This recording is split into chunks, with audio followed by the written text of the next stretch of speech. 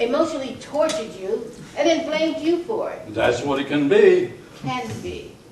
Oh. It takes a tremendous amount of work. What's beautiful about it? I mean, you hardly know a person unless you've been married to them for half your life. But that's also what's so beautiful about it.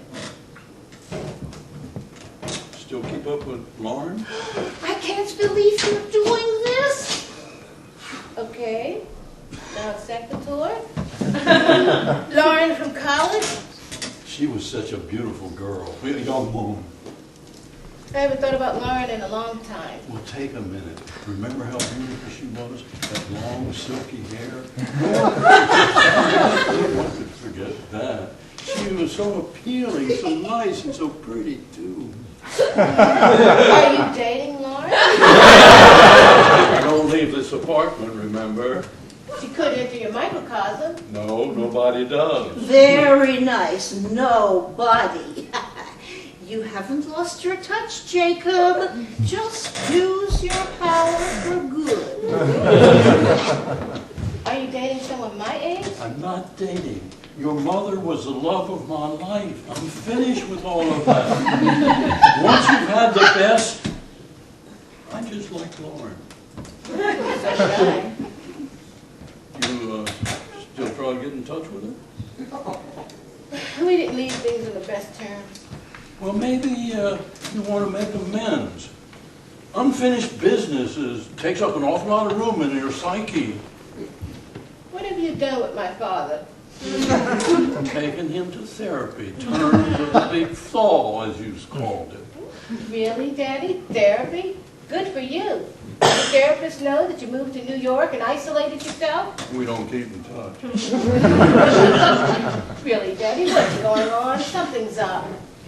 It's just that I miss the times you were with Lauren, seeing you and her together. Yeah, okay, this is starting to sound sick. I just liked Lauren. Why? I liked it when you were a lesbian. Wait a minute. I was never a lesbian. Really? I was involved with Lauren. Yes, everybody experiments. You sure? What the hell is wrong with you? You want me to be a lesbian? It has its benefits. Very nurturing. Daddy, what's going on?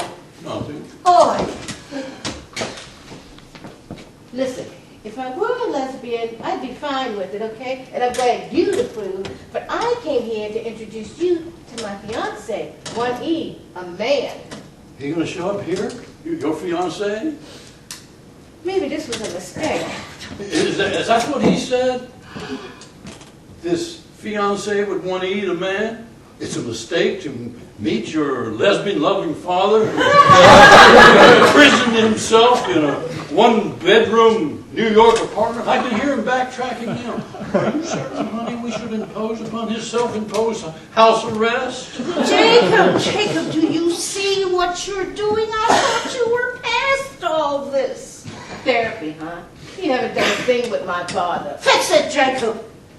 Apologize to me. Apologize to me and tell me what's going on right now or I'm leaving. I'm back out that door. I won't stay for this. Fix it, Jacob. You're right. You don't need to be here. You don't need my blessing. I want your blessing. You're my father and Mom's gone. She's never very far. I know that. I can feel that. But you're here and alive. Mom wouldn't want you to live like this. I'm Quelling. Look, I'm just going to say it, okay?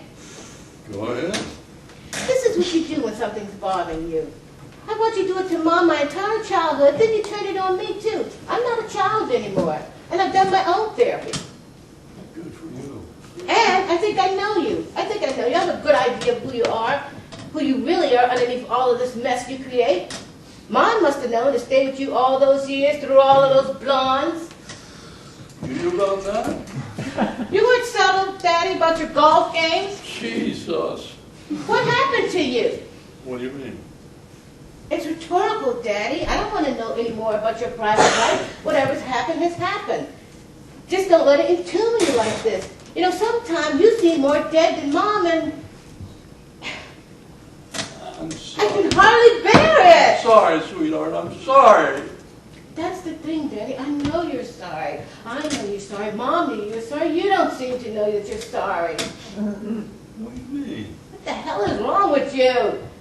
Whatever it is that happened in the past, leave it alone and let it go.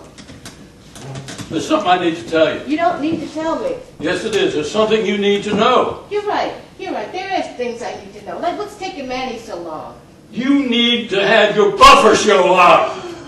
Jacob, why? Don't start. Your mother was your buffer, and she's not here anymore.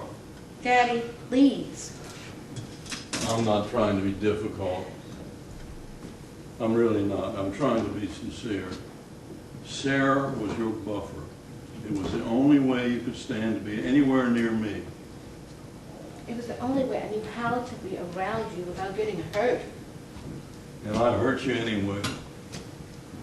Sometime. Your mother was a big woman in more than one way.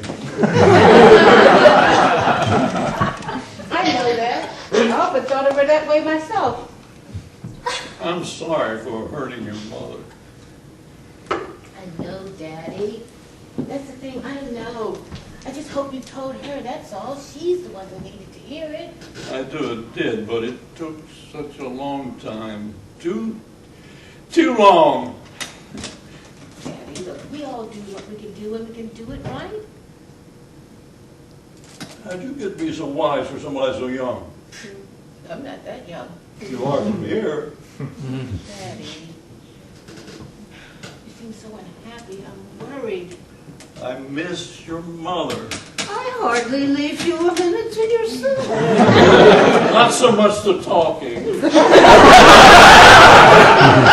Still hear her voice. I talk to her every day. I miss the breakfasts. I miss drinking coffee with her before it was trendy. Sleeping like spoons. Spooning. Spooning and forking. There are things that's unpleasant for me to think about. You mean that your mother and I were people with bodies? That's a good stopping point for me. Look, once your mother and I worked out our differences, everything changed. Not just between your mother and me, but everything. The light, the air. It was as if everything around me softened and sharpened at the same time. Do you know what I mean? It was like your mother took a towel and wiped and cleaned all the crap off of my life. Wiped it right off of the lens. Only I didn't know that the lens was dirty. Maybe you didn't know there was a lens at all. Exactly. 1985, my favorite year. Until now. We'll see. I still know I have a lens, and I know it's getting clearer. You know what we used to do before she got sick? What? We used to take trips. Short trips, long weekends. We'd pick up a place out of the newspaper or on television, and we'd just go. Aunt Rosalie would book a B&B and get a good ticket price, and we'd just go. Very romantic. Best times of my life. Good mom got sick. The worst time of my life. Losing your mother. I'm right here, Boobala. You don't think that you're ever going to get rid of me, do you?